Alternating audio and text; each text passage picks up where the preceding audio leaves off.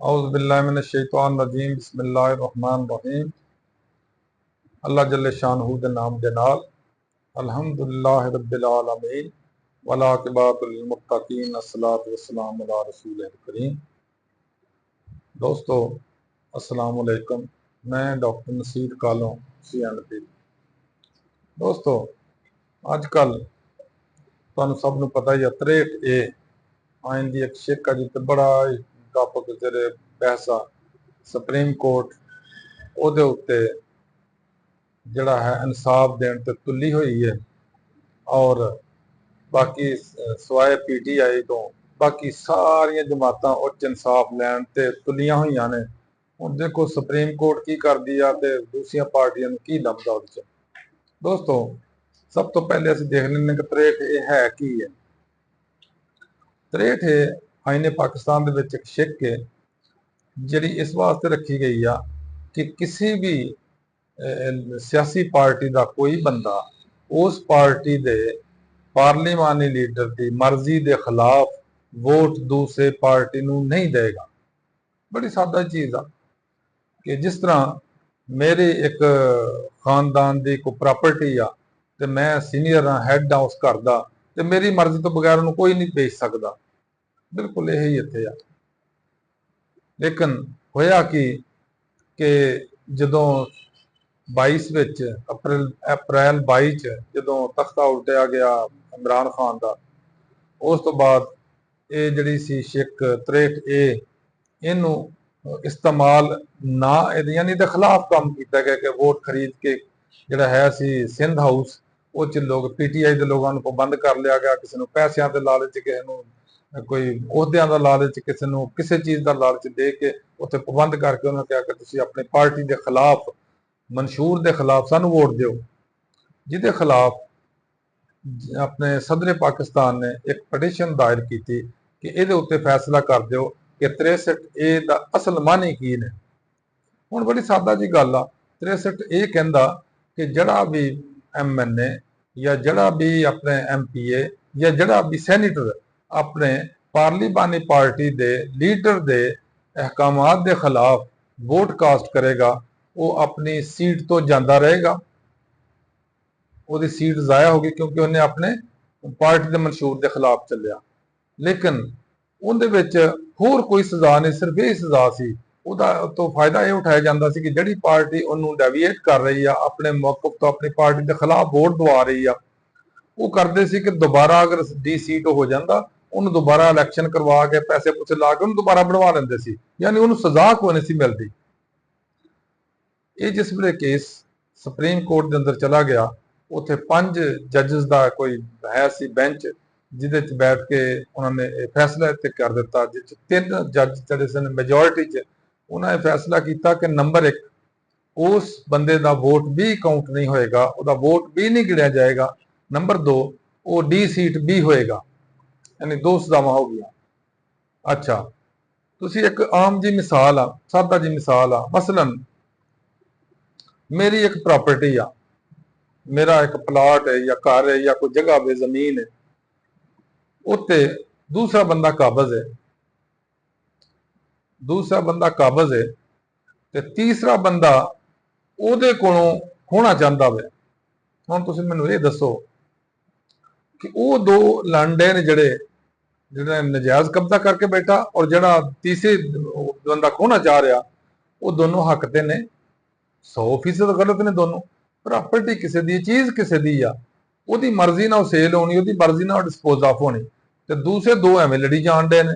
यह हाल इत्थे होया कि वोट जिहड़ा सी वो सवाए PTI तो बाकी सारियां जमातां जिहड़ियां दोनों वड्डियां खसूसी तौर पर MQM शामिल कर लो, ANP शामिल कर लो, वगैरह वगैरह जिन्हें झोली चुक किस्म के ने, ये सारे ये कर रहे हैं कि नहीं जी ये जिहड़ा है ना जिन्हों मर्जी वोट दे, जिन्हों मर्जी वोट दे, जमीर की आवाज़ आ, खुदा दे बंदे आ, कोई शर्म हया होंदी चाहे बंदे च, जे गैरत इन्हां दी जागदी होंदी जे सियासतदान दी, वो जिस वे वो दूसरे डेविएट करना चाहता, अपनी पार्टी के खिलाफ चलना चाहता, वो अस्तीफा दे, अस्तीफा दे के दोबारा जाए अपना इंडिपेंडेंट आजाद इलैक्ट होकर आके जिधर मर्जी तुरया फिरे।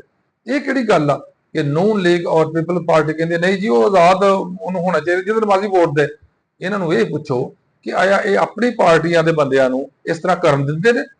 ਇਹਨਾਂ ਦੀ ਆਪਣੀ ਇੰਨੀ ਗ੍ਰਿਪ ਆ, ਇਹਨਾਂ ਦੇ ਖਾਨਦਾਨੀ ਨੇ ਦੋਨੋਂ ਲੀਡਰ, ਇਹਨਾਂ ਦੇ ਦੋਨੋਂ ਜਿਹੜੇ ਸਰਪ੍ਰਸਤ ਨੇ ਦੋਨੋਂ ਨੇ ਖਾਨਦਾਨ ਨੂੰ ਚੱਲਦੇ ਪਏ ਨੇ। ਇੱਕ ਬੰਦੇ ਨੂੰ ਦਾएं ਬਾएं ਨਹੀਂ ਹੋਣ ਦਿੰਦੇ, ਦੂਸਰਿਆਂ ਨੂੰ ਕਹਿੰਦੇ ਉਹ ਗਲਤ ਮਲਤ ਕਰੀ ਜਾਣ। ਕਿਉਂ ਕਰਨ ਬਈ? ਅੱਛਾ ਜੀ, ਇਹ ਕੇਸ ਜਿਸ ਵੇਲੇ ਸੁਪਰੀਮ ਕੋਰਟ ਨੇ ਫੈਸਲਾ ਦੇ ਦਿੱਤਾ ਕਿ 63A ਦੇ ਤਹਿਤ ਨਾ ਸਿਰਫ ਕਿ ਉਹ ਬੰਦਾ ਡਿਸੀਟ ਹੋਏਗਾ, ਉਹ ਸੀਟ ਤੋਂ ਜਾਂਦਾ ਰਹੇਗਾ, ਬਲਕਿ ਉਹਦਾ ਵੋਟ ਵੀ ਕਾਊਂਟ ਨਹੀਂ ਹੋਏਗਾ। ਹੁਣ ਇਹ ਚ ਕੀ ਤਕਲੀਫ ਵਾਲੀ ਗੱਲ ਆ? ਇੱਕ ਬੰਦਾ ਗਲਤ ਵੋਟ ਦੇ ਰਿਹਾ, ਆਪਣੇ ਪਾਰਟੀ ਔਰ ਆਪਣੇ ਪਾਰਲੀਮਾਨੀ ਲੀਡਰ ਦੇ ਹਦਾਇਤ ਦੇ ਖਿਲਾਫ ਵੋਟ ਦੇ ਰਿਹਾ, ਉਹਨੂੰ ਸਜ਼ਾਵਾਂ ਦੋਨੋਂ ਮਿਲਣੀ ਚਾਹੀਦੀਆਂ ਨੇ। ਲੇਕਿਨ ਇਹ ਕਹਿੰਦਾ ਨਹੀਂ ਜੀ ਉਹਨੂੰ ਸਜ਼ਾ ਨਹੀਂ ਮਿਲਣੀ ਚਾਹੀਦੀ, ਉਹ ਜੋ ਮਰਜ਼ੀ ਕਰਦਾ ਫਿਰੇ, ਉਹ ਨੋਟ ਲੈ ਲੇ, ਉਹ ਵੋਟ ਲੈ ਲੇ, ਉਹ ਪਲਾਟ ਲੈ ਲੇ, ਉਹ ਅਹੁਦਾ ਲੈ ਲੇ, ਉਹ ਬਾਹਰ ਪੈਸੇ ਲੈ ਲੇ, ਉਹ ਅੰਦਰ ਪੈਸੇ ਲੈ ਲੇ, ਜੋ ਮਰਜ਼ੀ ਹੋਵੇ, ਉਹਨੂੰ ਕੋਈ ਸਜ਼ਾ ਨਹੀਂ ਮਿਲਣੀ ਚਾਹੀਦੀ। ਬੜੀ ਹੈਰਾਨਕੁਨ ਗੱਲ ਸੀ। ਅੱਛਾ, ਇਹ ਜਿਸ ਵੇਲੇ ਫੈਸਲਾ ਹੋ ਗਿਆ, ਉਸ ਤੋਂ ਕੋਈ ਮਹੀਨੇ ਡੇਢ ਮਹੀਨੇ ਬਾਅਦ ਵਿੱਚ ਉੱਠ ਕੇ ਲੋਕ ਚਲੇ ਗਏ ਕਿ ਜਨਾਬ ਸਾਡਾ ਇਹ ਫੈਸਲਾ ਗਲਤ ਹੋਇਆ, ਇਹਨੂੰ ਰਿਵੀਜ਼ਨ ਕਰੋ। ਰਿਵੀਜ਼ਨ ਉਸੇ ਬੋਰਡ ਨੇ ਕਰਨਾ ਜਾਂ ਉਸੇ ਬੈਂਚ ਨੇ ਕਰਨਾ ਹੁੰਦਾ ਜਿਹੜੇ ਬੈਂਚ ਨੇ ਪਹਿਲੇ ਸੁਣਿਆ ਸੀ, ਕਿਉਂਕਿ ਉਸ ਬੈਂਚ ਦੇ 2 ਜੱਜ ਰਿਟਾਇਰ ਹੋ ਚੁੱਕੇ ਨੇ, ਸਿਰਫ ਇੱਕ ਜੱਜ ਮੁਨੀਬ ਅਖਤਰ ਸਾਹਿਬ ਮੌਜੂਦ ਸਨ। ਉਹਨਾਂ ਨੂੰ ਕੱਢਣ ਵਾਸਤੇ ਇਸ ਹਕੂਮਤ ਨੇ ਇੱਕ ਨਵਾਂ ਇਸ਼ੂ ਸ਼ੁਰੂ ਕਰ ਆਰਡੀਨੈਂਸ ਫੈਕਟਰੀ ਜੋ ਇੱਕ ਆਰਡੀਨੈਂਸ ਨਵਾਂ ਆਇਆ ਕਿ ਜਨਾਬ ਸੁਪਰੀਮ ਕੋਰਟ ਦੇ ਜਿਹੜੀ 3 ਬੰਦਿਆਂ ਦੀ ਕਮੇਟੀ ਹੈ ਸੀਨੀਅਰ ਮੋਸਟ ਦੀ, ਉਹਨੂੰ ਚੇਂਜ ਕਰਕੇ 2 ਸੀਨੀਅਰ ਮੋਸਟ ਹੋਣਗੇ ਔਰ ਤੀਸਰਾ ਚੀਫ ਜਸਟਿਸ ਦੀ ਮਰਜ਼ੀ ਨਾਲ ਇੱਕ ਬੰਦਾ ਆ ਜਾਏਗਾ, ਜਿਹੜਾ ਮਰਜ਼ੀ ਹੋ, A B C D Z Y ਜਿਹਨੂੰ ਮਰਜ਼ੀ ਚੁੱਕ ਕੇ ਲਗਾ ਲੇ, ਜਿਹੜਾ ਉਹਨੂੰ ਚੰਗਾ ਲੱਗੇਗਾ ਉਹਨੂੰ ਲਗਾ ਲੇਗਾ। ਇਹ ਜਨਾਬ ਫੈਸਲਾ ਕਰਨਗੇ ਕਿਹੜਾ ਕੇਸ ਸੁਣਨਾ, ਕਿਹੜਾ ਨਹੀਂ ਸੁਣਨਾ, ਕਿਹੜਾ ਕੇਸ ਬੈਂਚ ਨੇ ਸੁਣਨਾ, ਕਿਸ ਬੈਂਚ ਨੇ ਨਹੀਂ ਸੁਣਨਾ, ਵਗੈਰਾ ਵਗੈਰਾ। ਹੁਣ ਦੂਸਰੇ ਨੰਬਰ ਤੇ ਜਿਹੜੇ ਸਨ ਸਫਦਰ ਸ਼ਾਹ ਸਾਹਿਬ, ਮਨਸੂਰ ਸ਼ਾਹ ਸਾਹਿਬ, ਉਹਨਾਂ ਨੇ ਇਸ ਕਮੇਟੀ 'ਚ ਬੈਠਣ ਤੋਂ ਇਨਕਾਰ ਕਰ ਦਿੱਤਾ। ਉਹਨਾਂ ਕਿਹਾ ਕਿ ਪਹਿਲੇ ਜਦੋਂ ਇਹ ਆਰਡੀਨੈਂਸ ਆਇਆ ਸੀ ਉਦੋਂ ਪੂਰੀ ਸੁਪਰੀਮ ਕੋਰਟ ਦੇ ਜੱਜਾਂ ਬੈਠ ਕੇ ਫੈਸਲਾ ਕੀਤਾ ਸੀ ਕਿ ਇਹ ਅਮਲ ਦਰਾਮਦ ਕਰਨਾ ਚਾਹੀਦਾ। ਹੁਣ ਹੀ ਪੂਰੀ ਸੁਪਰੀਮ ਕੋਰਟ ਨੂੰ ਫੁੱਲ ਬੈਂਚ ਬਿਠਾ ਕੇ ਇਹ ਫੈਸਲਾ ਕਰਾਓ ਕਿ ਇਹ ਪਹਿਲੇ ਤੇ ਅਮਲ ਕਰਨਾ ਹੀ ਹੈ, ਜਿਹੜਾ ਹੁਣ ਇਹਨਾਂ ਤਬਦੀਲੀ ਕੀਤੀ ਉਹ ਤੇ ਅਮਲ ਕਰਨਾ। ਲੇਕਿਨ ਕਾਜ਼ੀ ਸਾਹਿਬ ਇਸ ਗੱਲ ਤੇ ਰਾਜ਼ੀ ਨਹੀਂ ਸਾਹਿਬ। ਕਿਉਂ ਉਹ ਰਾਜ਼ੀ ਨਹੀਂ? ਕਿਉਂਕਿ ਉਹ ਕਾਜ਼ੀ ਨੇ। ਸੂਰਤ ਹਾਲੇ ਬਣੀ ਕਿ ਜਿਸ ਤਰ੍ਹਾਂ ਉਹ ਲੋਕ ਕਹਿੰਦੇ ਨੇ ਨਾ ਕਿ ਮੁਸਲਿਮ ਉਮਾ ਨੂੰ ਹਜ਼ਰਤ ਈਸਾ अलैहिस्सलाम ਦਾ ਇੰਤਜ਼ਾਰ ਆ ਤੇ ਨੂਨ ਲੀਗ ਨੂੰ ਕਾਜ਼ੀ ਈਸਾ ਦਾ ਇੰਤਜ਼ਾਰ ਸੀ। ਦੋਨੋਂ ਕਰ ਰਹੇ ਨੇ ਆਪਣੇ ਆਪਣੇ ਮਰਜ਼ੀ ਨਾਲ, ਜਿਸ ਤਰ੍ਹਾਂ ਵੀ ਉਹ ਮਤਲਬ ਆਪਣੀ ਸੋਚ ਉਹਦੇ ਮੁਤਾਬਿਕ ਚੱਲ ਰਹੇ ਨੇ। ਅਲਟੀਮੇਟਲੀ ਹੋਇਆ ਹੈ ਇਹ ਕੇਸ 2 ਸਾਲ ਤੋਂ ਬਾਅਦ ਹੁਣ ਜਨਾਬ ਕਾਜ਼ੀ ਸਾਹਿਬ ਨੇ ਚੁੱਕ ਲਿਆ, ਇਹਦਾ ਫੈਸਲਾ ਮੈਂ ਕਰਾਂਗਾ। ਦੂਸਰੀਆਂ ਪਾਰਟੀਆਂ ਨੇ ਕਿਹਾ ਜਨਾਬ ਤੁਸੀਂ ਨਹੀਂ ਫੈਸਲਾ ਕਰੋ, ਤੁਸੀਂ ਇਸ ਦੇ ਬੈਨੀਫਿਸ਼ਰੀ ਜੇ, ਤੁਸੀਂ ਇਸ ਤੋਂ ਫਾਇਦਾ ਉਠਾਉਣ ਵਾਲੇ ਜੇ, ਕਿਉਂਕਿ ਜਿਹੜੀ ਆਇਨੀ ਤਰਮੀਮ ਲਿਆਉਣਾ ਚਾਹੁੰਦੇ ਨੇ ਉਹਦੇ ਚ ਤੁਹਾਨੂੰ ਹੀ ਤੇ ਫਾਇਦਾ ਦੇਣ ਵਾਸਤੇ ਸਭ ਕੁਝ ਹੋ ਰਿਹਾ। ਤੁਸੀਂ ਇਹ ਕੇਸ ਹੀ ਨਾ ਸੁਣੋ। ਹੁਣ ਕਿ ਤੁਸੀਂ ਜਿਹੜਾ ਕਹਿੰਦਾ ਨਾ ਨਹੀਂ ਸੁਣੋ, ਉਹ ਪਰੇ ਹੋ ਜਾਓ, ਉਹ ਵਿੱਚੋਂ ਨਿਕਲ ਜਾਓ, ਮੈਂ ਤੇ ਸੁਣਨਾ ਹੀ ਸੁਣਨਾ। ਮੈਂ 2 ਬੰਦੇ ਦੇਖੇ ਨੇ, ਇੱਕ ਕਾਜ਼ੀ ਫਾਇਜ਼ ਈਸਾ ਸਾਹਿਬ, ਇੱਕ ਅਮਰ ਫਾਰੂਕ ਸਾਹਿਬ ਨੇ chief justice Islamabad high court ਦੇ। ਉਹ ਕਹਿੰਦਾ ਕਿ ਮੈਂ ਤੇ ਇਨਸਾਫ ਦੇਣਾ ਹੀ ਦੇਣਾ। ਤੁਸੀਂ ਕਹਿੰਦੇ ਹੋ ਨਾ ਅਸੀਂ ਇਨਸਾਫ ਤੁਹਾਡੇ ਕੋਲ ਨਹੀਂ ਲੈਣਾ, ਤੁਹਾਡੀ ਮਰਜ਼ੀ ਕਹੀ ਜਾਓ, ਅਸੀਂ ਇਨਸਾਫ ਤੋਂ ਲੱਗੇ ਤੁਹਾਨੂੰ ਦੇਣਾ ਹੀ ਦੇਣਾ। ਖੈਰ ਕਾਜ਼ੀ ਸਾਹਿਬ ਨੇ ਕਿਹਾ ਜੀ ਮੈਂ ਤੇ ਇਨਸਾਫ ਦੇਣਾ ਹੀ ਦੇਣਾ ਤੁਹਾਨੂੰ, ਮੈਂ ਜ਼ਰੂਰ ਸੁਣਨਾ। ਜਦੋਂ ਕਿ ਇੱਕ ਬੜੀ ਸਾਦਾ ਜੀ ਮਿਸਾਲ ਕਾਜ਼ੀ ਸਾਹਿਬ ਦੀ ਆਪਣੀ ਮੌਜੂਦ ਹੈ। ਜਦੋਂ ਇਹਨਾਂ ਦੇ ਉਹ ਫਲੈਟ ਫੜੇ ਗਏ ਨੇ ਲੰਦਨ ਦੇ, ਤੇ ਉਹਦੇ ਮਨੀ ਟ੍ਰੇਲ ਨਹੀਂ ਸੀ ਦੇ ਰਹੇ, ਕਿੱਥੋਂ ਪੈਸੇ ਆਏ, ਕਿੱਥੋਂ ਕਮਾਏ ਗਏ, ਕਿਸ ਤਰ੍ਹਾਂ ਭਿਜਵਾਏ ਗਏ, ਕਿੰਨੇ ਭੇਜੇ, ਉਹ ਜਿਹੜਾ ਜੁਆਇੰਟ ਅਕਾਊਂਟ ਸੀ ਉਹ ਅਨਡਿਕਲੇਅਰਡ ਕਿਉਂ ਸੀ, ਵਗੈਰਾ ਵਗੈਰਾ। ਇਹਨਾਂ ਨੇ ਫਿਰ ਉਹਦਾ ਮਨੀ ਟ੍ਰੇਲ ਤੇ ਨਾ ਦਿੱਤਾ। ਅਲਬੱਤਾ ਜਿਹੜਾ ਜੱਜ ਫੈਸਲਾ ਬੈਂਚ ਕਰ ਰਿਹਾ ਸੀ ਉੱਤੇ ਇਤਰਾਜ਼ ਕੀਤਾ ਕਿ ਇਹ ਫਲਾਣ ਜੱਜ ਤੇ ਮੈਨੂੰ ਇਤਰਾਜ਼ ਆ, ਫਲਾਣ ਜੱਜ ਤੇ ਮੈਨੂੰ ਇਤਰਾਜ਼ ਆ। ਉਹ ਜੱਜ ਦੋਵਾਂ ਤੇ ਨਾਲ ਇਤਰਾਜ਼ ਕੀਤਾ, ਦੋਨੋਂ ਪਰੇ ਹੋ ਗਏ। ਉਹਨਾਂ ਕਿਹਾ ਜੀ ਤੁਹਾਨੂੰ ਇਤਰਾਜ਼ ਆ, ਅਸੀਂ ਵਿੱਚ ਬਹਿੰਦੇ ਨਹੀਂ, ਅਸੀਂ ਕਿਉਂ ਧੱਕੇ ਨਾਲ ਇਨਸਾਫ ਤੁਹਾਨੂੰ ਜ਼ਰੂਰ ਮੁਹੱਈਆ ਕਰਨਾ। ਲੇਕਿਨ ਉਹੀ ਕਾਜ਼ੀ ਹੁਣ ਕਹਿ ਰਹੇ ਆ ਕਿ ਮੈਂ ਤੁਹਾਨੂੰ ਧੱਕੇ ਨਾਲ ਇਨਸਾਫ ਦੇਣਾ ਹੀ ਦੇਣਾ। ਹੁਣ 63A ਦਾ ਜਨਾਬ ਸਿਰਫ ਇਹ ਆ ਰੌਲਾ, 63A ਜੱਜ ਨੇ ਜਿਹੜਾ ਪਹਿਲੇ ਬੈਂਚ ਨੇ ਫੈਸਲਾ ਕੀਤਾ ਹੋਇਆ ਕਿ ਨਾ ਉਹਦਾ ਵੋਟ ਕਾਊਂਟ ਹੋਏਗਾ ਤੇ ਨਾ ਜਨਾਬ ਉਹ ਸੀਟ ਤੇ ਰਹੇਗਾ, ਡੀ ਸੀਟ ਹੋ ਜਾਏਗਾ। ਹੁਣ ਕਾਜ਼ੀ ਸਾਹਿਬ ਜੋ ਸ਼ਨੀਦ ਦਾ ਕਹਿਣਾ ਚਾਹੁੰਦੇ ਆ, ਕਰਨਾ ਚਾਹੁੰਦੇ ਨੇ ਕਿ ਵੋਟ ਤੇ ਕਾਸਟ ਹੋ ਜਾਏ, ਬਾਕੀ ਉਹ ਸੀਟ ਰਹੇ ਜਾਂ ਨਾ ਰਹੇ ਉਹਦੀ ਮਰਜ਼ੀ ਆ ਉਹਦੀ ਪਾਰਟੀ ਦੀ, ਲੇਕਿਨ ਵੋਟ ਕਾਸਟ ਹੋ ਜਾਣਾ ਚਾਹੀਦਾ ਤਾਂ ਕਿ ਇਸ ਹਕੂਮਤ ਨੂੰ ਜਿਹਦੇ ਮੁਤਲਕ ਸਾਰੇ ਲੋਕ ਕਾਜ਼ੀ ਆਪਣੇ ਮੌਲਾਨਾ ਫਜ਼ਲ ਰਹਿਮਾਨ ਖੱਪ ਆ ਰਹੇ ਨੇ, ਬਾਕੀ ਪੀਟੀਆਈ ਖੱਪ ਆ ਰਹੀ ਆ ਕਿ 47 ਫਾਰਮ ਦੀ ਜਨਾਬ ਹਕੂਮਤ ਦਾ 2 ਨੰਬਰ ਤਰੀਕੇ ਨਾਲ ਹਕੂਮਤ ਆਈ ਆ। ਕਾਜ਼ੀ ਸਾਹਿਬ ਕਹਿੰਦੇ ਮੈਂ ਇਹਨੂੰ ਫੈਸਿਲਿਟੇਟ ਕਰਨਾ ਹੀ ਕਰਨਾ, ਜਿਸ ਤਰ੍ਹਾਂ ਵੀ ਹੋ ਸਕਿਆ ਮੈਂ ਇਹਨੂੰ ਜ਼ਰੂਰ ਕਰਨਾ। ਲੇਕਿਨ ਉਹ ਇਸ ਨੂੰ ਨਹੀਂ ਮੰਨਣ ਨੂੰ ਤਿਆਰ ਕਿ ਲੋਕ ਇਤਰਾਜ਼ ਕਰਦੇ ਨੇ।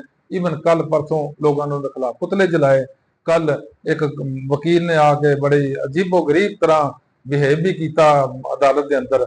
ਲੇਕਿਨ ਬੰਦੇ ਨੂੰ ਸਭ ਤੋਂ ਪਹਿਲੇ ਆਪਣੀ ਅਨਾਹ ਦੇਖਣੀ ਚਾਹੀਦੀ ਆ ਕਿ ਮੈਂ ਉਸ ਕੰਮ 'ਚ ਕਿਉਂ ਲੱਤ ਪਾਵਾਂ ਜਿਹਦੇ ਨਾਲ ਮੇਰੀ ਬੇਇੱਜ਼ਤੀ ਹੋਣ ਡਈ, ਉਸ ਤੋਂ ਪਰੇ ਹੋ ਜਾ। ਲੇਕਿਨ ਕਾਜ਼ੀ ਸਾਹਿਬ ਕਹਿੰਦੇ ਮੈਂ ਇਨਸਾਫ ਦੇਣਾ ਹੀ ਦੇਣਾ।